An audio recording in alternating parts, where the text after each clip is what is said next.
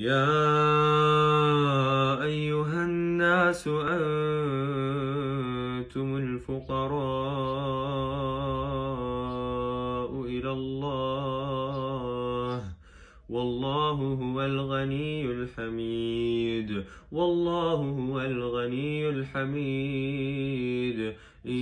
يشأ يذهبكم ويأتي بخلق جديد وما ذلك على الله بعزيز ولا تزر وازرة وزر أخرى وإن تدع مثقلة إلى حملها لا يحمل منه شيء ولو كان ذا قربى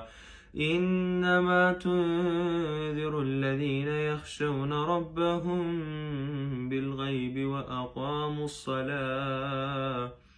ومن تزكى فإنما يتزكى لنفسه وإلى الله المصير.